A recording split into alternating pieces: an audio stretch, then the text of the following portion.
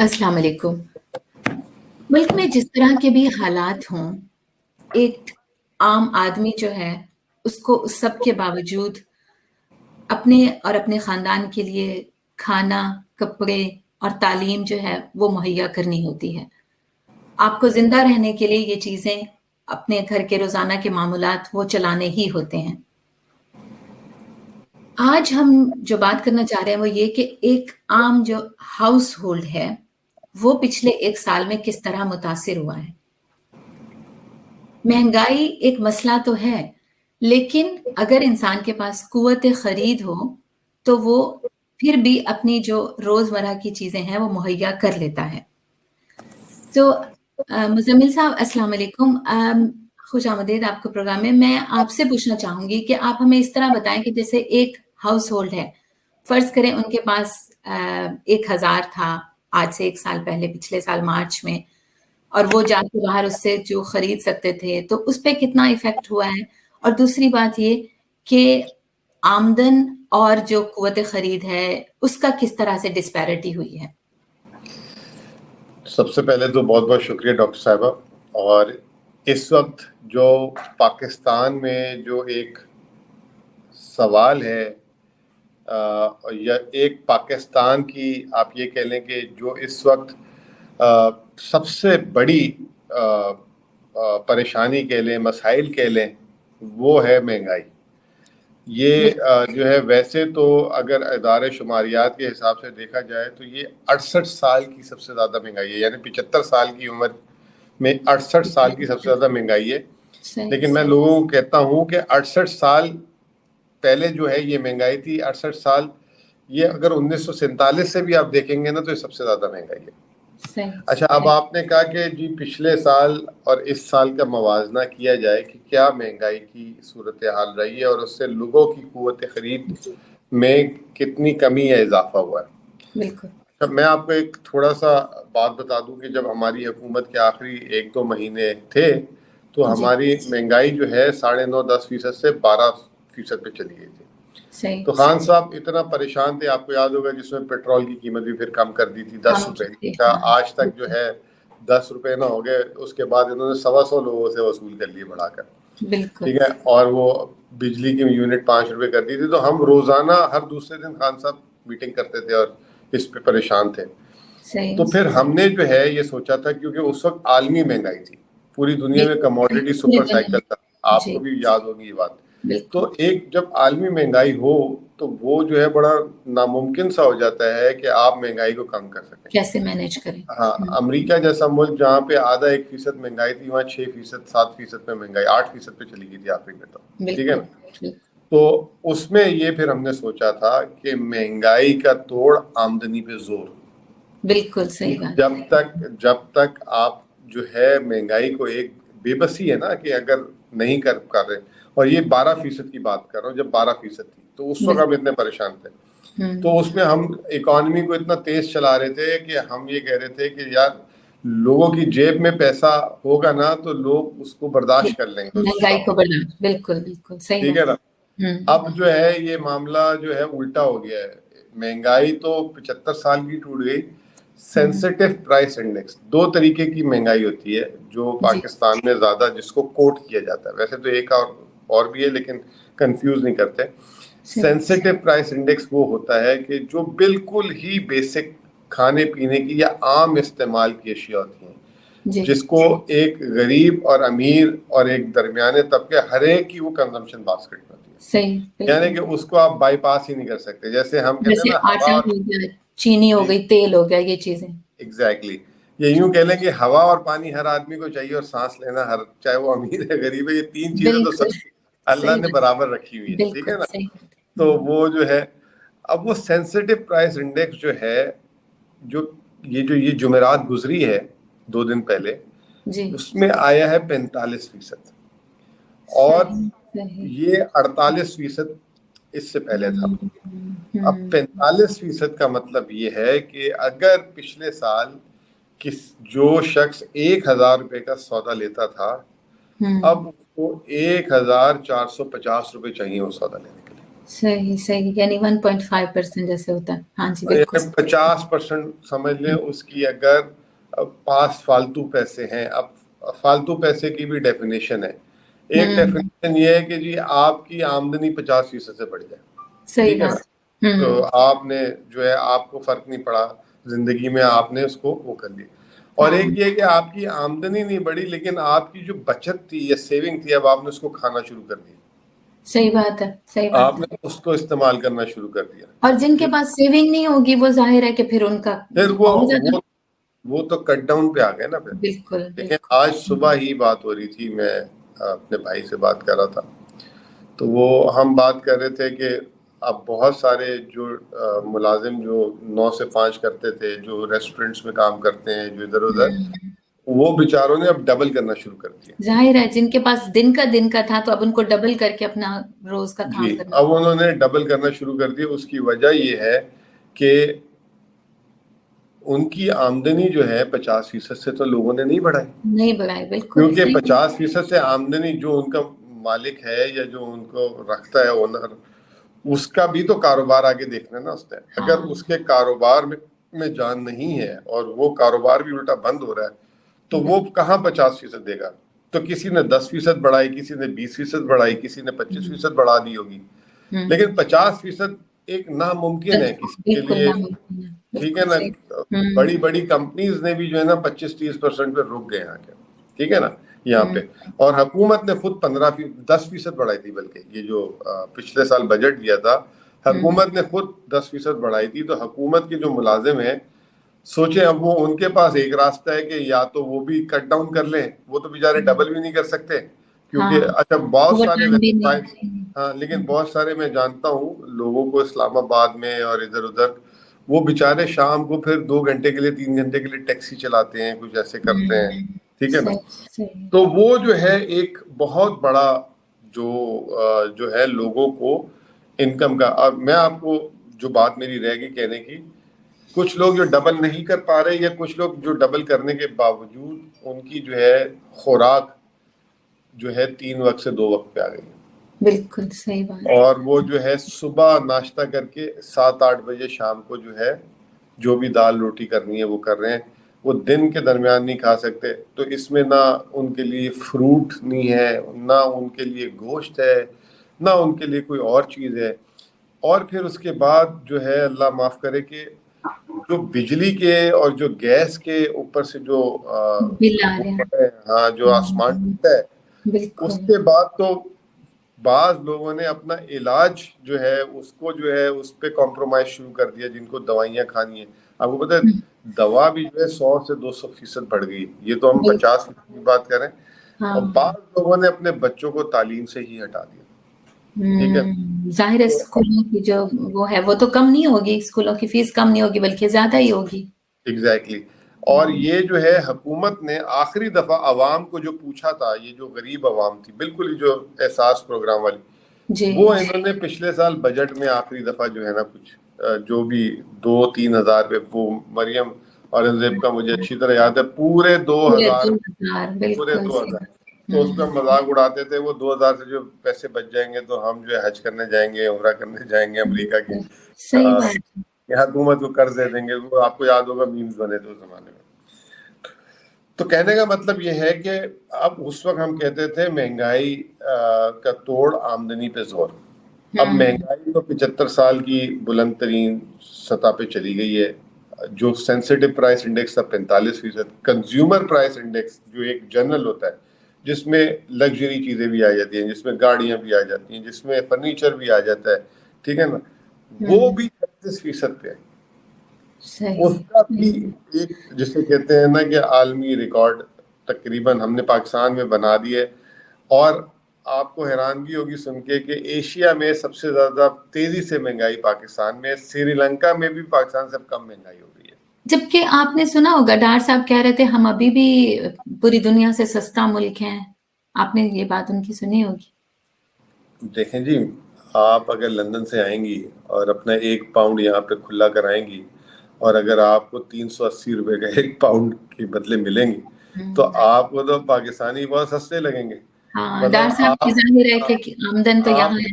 बिल्कुल। आपके 50 पाउंड में अगर एक पूरे महीने का मुलाजिम आपको पूरे महीने का 12 घंटे या 8 घंटे रोज का मिल जाए, यार 50 पाउंड में पूरे महीने का मुलाजिम, इससे सस्ता तो मुल्क ही कोई नहीं है।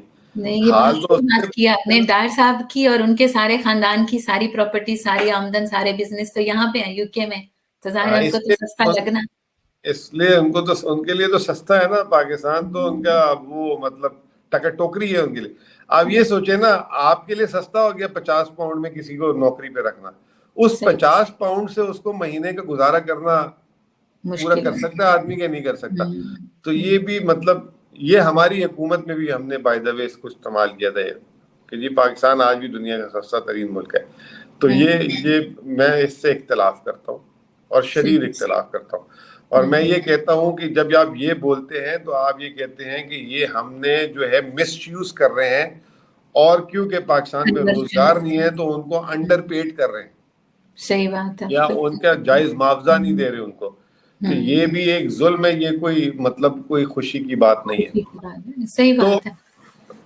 अच्छा डॉक्टर साहब, मैं आपको एक बात बताऊं कि महंगाई पे तो हमने बात कर दी, लेकिन चंद एक आइटम आपको बता देता हूं कि महंगाई किस तरीके से आम आवाम, ये जो 50% भी हम कह रहे हैं, ये 50% तो एवरेज है, मजमूई है।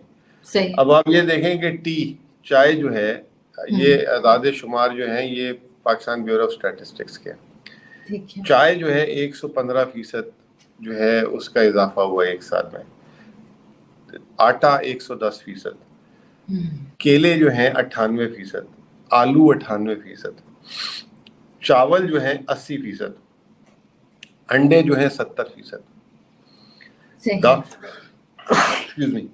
दाल जो है 63%, डबल रोटी 63%, दाल माश जो है 55%, सिगरेट चले, वो भी वैसे गरीब आदमी जो है सिगरेट भी यहाँ पाकिस्तान में बहुत पीता है, 138%, गैस की कीमत 108%, और जो है चप्पले, जो लोग जो स्पंज की चप्पलें लेते हैं वो 100%, मतलब अब चप्पल तो लेनी है ना, पेट्रोल 80%, डीजल 80%। तो ये जो है महंगाई का, मैं आपको सिर्फ एक छोटा सा, इसमें मैंने चिकन नहीं बताया, इसमें मैंने बीफ नहीं बताया, इसमें मैंने और चीजें नहीं बताई, बिल्कुल जो आम इंसान के रोजाना के लिए।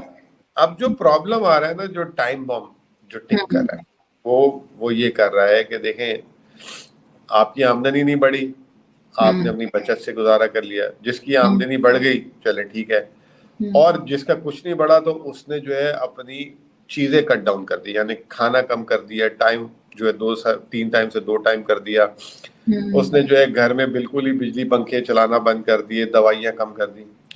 अच्छा, अब जो तीसरी चीज आ गई है वो आ गई है कि लोगों के कारोबार और बेरोजगारी।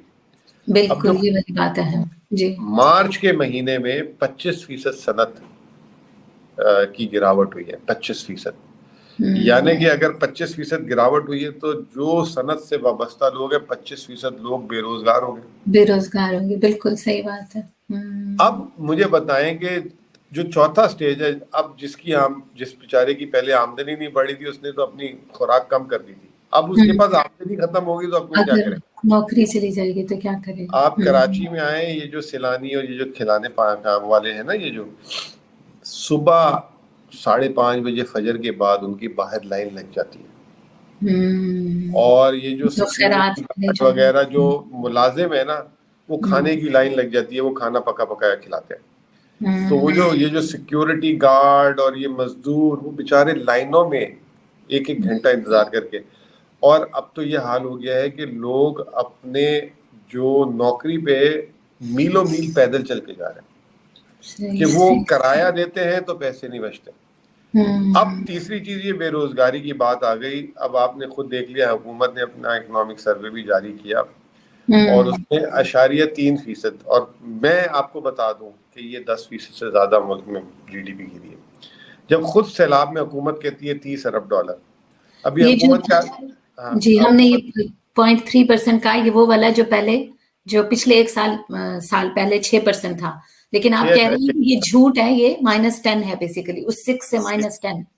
जी, तो ऐसे ये जो अदाद शुमार, अब देखें ना, सीधी सी बात है, $1775 फी का आमदनी थी पिछले साल।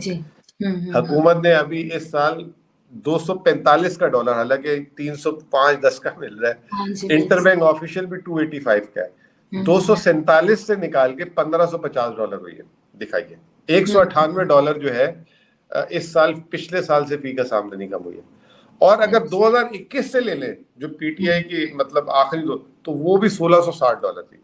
और अगर मैं इसको जो है $280 पे गिनूं ना, तो $1300 पे फी का सामने। $1300 कहाँ, $1800 कहाँ $1300। 1300 और मुल्क का जो जीडीपी, जिस डॉलर जो एक साल में पूरा मुल्क मिलके कमाता है, पिछले साल $375 थी, अरब डॉलर थी, वो कम होके $340 हो गई।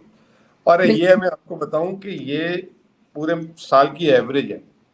ये जो अप्रैल मई वगैरह जो अभी जून भी आना है, खैर इसमें जो हालात मईशत के हुए हैं ना, तोबा तोबा तोबा। फर्दर डाउन हो गया। तरीके से, जिस तरीके से सेंटिमेंट और ये सियासी भी आपने देखा कि ये 2 महीने कितने तेजी से जो है और क्या क्या हो गया। जी। और अब जो 9 मई के बाद से जो हालात हुए मुल्क के सियासी, लोगों की मतलब टांगे काम गई हैं कि ये कारोबार चलेंगे कैसे। इतना सियासी अदम इस्तेकाम। फिर आईएमएफ की खबर आ गई मार्केट में कि अब आईएमएफ नहीं हो रहा, तो ये कहाँ से कर्ज उतरेंगे, ये किस तरीके से मुल्क अपने अखराजात पूरे करेगा, कौन कर्ज देगा, बजट कैसे होगा पूरा। वो जो है लोगों को इतने परेशानी हो रही है कि 285 का ऑफिशियल डॉलर है, 310 में मार्केट का चल रहा है। और सुनने में आ रहा है कि 310 में भी नाम है, आप लेने जाएंगे तो मिलने का नहीं, ज्यादा महंगा। मुझे ये बताएं कि इसकी वजह से जाहिर है कि फिर जब आप डेस्परेशन होगी, फ्रस्ट्रेशन होगी, जब आपको बेसिक रोज की जरूरियात नहीं मिलेंगी, तो फिर क्राइम रेट में भी तो इजाफा होगा ना। जाहिर है कि किस लोगों ने खाना तो है। मैं यही तो आपको कह रहा था कि अब क्राइम कैसे कैसे होंगे। एक तो होगा रिश्वत बढ़ जाएगी, दूसरा जो है लोगों ने जो एक दूसरे से, पाकिस्तान की इनफॉर्मल इकॉनमी, लेन देन हर आदमी का एक दूसरे से होता है बहुत, उस लेन देन में गड़बड़ होगी। तीसरा वो ये है कि जिनका कहीं हाथ नहीं पड़ेगा, देखें जब वो अपने बच्चों को भूखा देखेगा तो वो आप जहाँ मुलाजमत कर रहा है वहां चोरी शुरू कर देगा, अगर वो ऑफिशियल मतलब कोई बड़ी नहीं। और जो जिनके दिल खुले हुए हैं तो वो जो है फिर छीनम छानी, स्नैचिंग, ये वो तमाम चीजें होंगी। अब आप देख लें इस्लामाबाद जैसे शहर जिसमें तस्वुर भी नहीं किया जाता था कि मोबाइल छीनेंगे। मैं अभी पिछले दिनों लाहौर में हमाद अजहर से ही बात हो रही थी। हमाद अजहर ने कहा था कि एक ज़माने में लाहौर में अगर किसी का मोबाइल छीन जाता था ना, तो हम हैरत में आ जाते थे। कह रहे हैं अब तो मामूल है, गाड़ी में चलते चलते लोगों के छीनना शुरू हो गए। तो ये बता रही है चीज़ें कि ये जो है गले तक पहुंच चुकी हैं। और अब ये हुकूमत जो है हम यही बार बार कह रहे हैं कि भाई इसको एड्रेस कर लें, और इसको एड्रेस कर लें। ये सिर्फ निजी शोबे के लोगों का मसला नहीं रहा, ये सरकारी शोबे में भी जो लोग हैं उनकी भी मसला है। सरकारी शोबे वाले बेचारे जो हैं वो भी दब गए। और फिर अगर हुकूमत इस बजट में फर्ज करें उनको लॉलीपॉप देने के लिए, खुश करने के लिए बढ़ा भी देती है तनख्वाहें, तो वो हुकूमत पूरी कहाँ से करेगी। हुकूमत का तो आमदनी नहीं है, हुकूमत की आमदनी मईशत से चलती है। मईशत चलेगी तो टैक्स मिलेगा। और फिर दूसरी बात ये कि आप टैक्स नहीं और कर्जों से पूरी मईशत चलानी, तो आप कर्जे भी कोई नहीं दे रहा। 22-21% पे शरह सूद चला गया। अगर आप इस पे कर्ज लेंगे और वो भी इतना ज्यादा लेंगे, तो वो तो आने वाली नस्लों को आपने कर्जों का ही गुलाम बना दिया। बिल्कुल सही बात है, बिल्कुल। तो इसलिए आज पाकिस्तान से जो है, पिछले दिनों आया था कि 65% 18 से 24 साल की उम्र के बच्चे मुल्क छोड़ना चाहते हैं। पहले तो बड़ी उम्र के लोग छोड़ना, ठीक है ना। और जो है, हालांकि लड़कियां पाकिस्तान में, आपको पता है एक रिवाज है कि अपने घरों में रहने वाली मतलब मुलाजमत भी नहीं पसंद की जाती। उसका भी 37% सर्वे आया कि लड़कियां 18 से 24 साल की उम्र में 37% लड़कियां भी पाकिस्तान छोड़ना चाहती हैं। जब वो ये देखते हैं हालात, हालांकि वो अपनी अमली जिंदगी में, प्रैक्टिकल जिंदगी में भी नहीं है, अभी वो शायद पढ़ ही रहे हैं, लेकिन जब वो सुनते हैं, देखते हैं, इर्द गिर्द के अपने घर के अंदर ही माहौल देखते होंगे कि जिस तरीके से उनके वालिदैन पूरा कर रहे हैं। जब वो कहते होंगे स्कूल की ये चीज़ चाहिए, तो वालिदैन उनको कहते होंगे बेटा भी ये नहीं है, या वो अपनी कोई फरमाइश करते होंगे तो वालिदैन उनकी फरमाइश पूरी नहीं कर पाते होंगे। तो ये एक तासुर पैदा हो गया जो बहुत ही कोई सोच नहीं रहा। और क्यों नहीं सोच रहे मुझे नहीं समझ आ रही।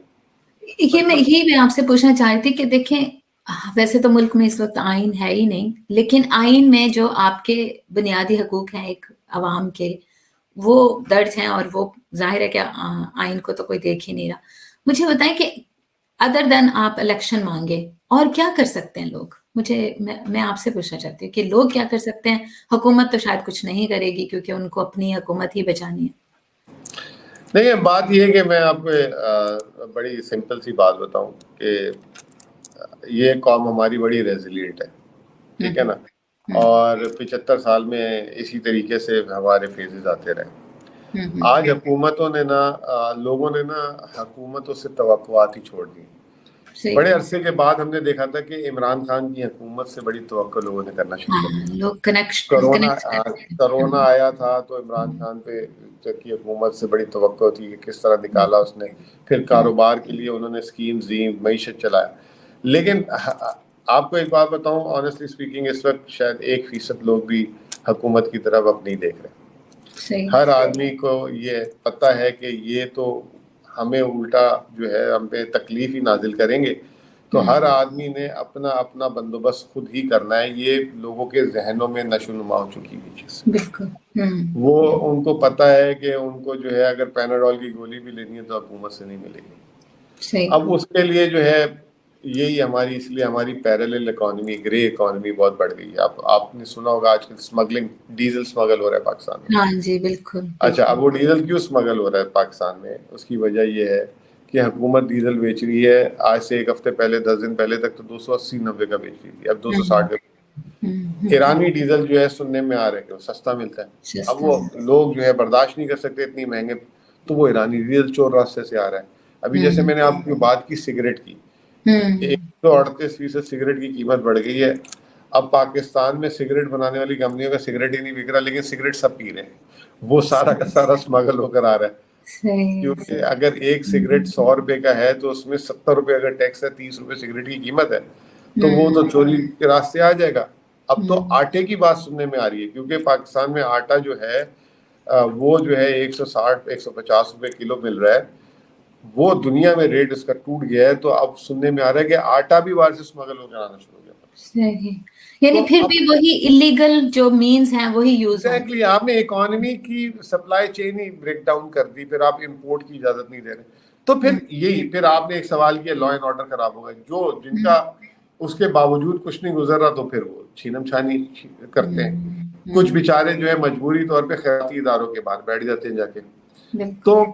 अल्लाह ताला का निज़ाम, रिस्क तो पहुंचना ही है, लेकिन एक इज्जतदार तरीके से, एक हुँ, इंसान की मतलब एक डिग्निटी के हिसाब से वो चीज़ ख़त्म होती जा रही है। और वो बड़ी, जैसे कहते हैं, काबिले परेशानी और काबिले अफसोस है। और जो नज़र आ रहा है, क्योंकि हुँ, इनकी कोई इकोनॉमिक प्लान नहीं है, इनका कोई हुँ, ग्रिप नहीं है, कोई कंट्रोल नहीं है, और हुँ, कॉम्प्रोमाइज़ हर जगह। 13 जमातें हैं, कहीं सिंध की जमात है तो सिंध वालों को कुछ नहीं कहना चाहिए, बलूचिस्तान के लोग हैं तो उनको खुली छूट दी हुई है। तो हुँ, जिधर केपी वाले जो लोग हैं, तो क्योंकि वो कंट्रोल नहीं है, तो वो दबा के जो है, जिसे कहते हैं, बद इंतजामी हो रही है इस मुल्क में। बिल्कुल, और बिल्कुल। बहुत ही बुरे हालात हैं। बुरे अल्लाह हालात। करे समझने वालों को समझ आ जाए। नहीं आएगी तो वो फिर हालात जब सामने आएंगे तब समझ आएगी उनको। बिल्कुल। ऐसा है कि इस वक़्त हम एक विशियस सर्कल में हैं, चाहे वो लॉ एंड ऑर्डर है और इकोनॉमी है और वो आपस में कनेक्टेड भी हैं। तो वे फॉरवर्ड तो यही है कि बात हो आगे बैठ के और इलेक्शन हो और कोई हुकूमत ऐसी आए जिसमें विल पावर हो, जिसमें रियली विल हो कि वो इस सिचुएशन को बेहतर करना चाहती है। तो आज के लिए इतना ही। बहुत शुक्रिया। अल्लाह हाफ़िज़। Thank you so much. Thank you, thank you.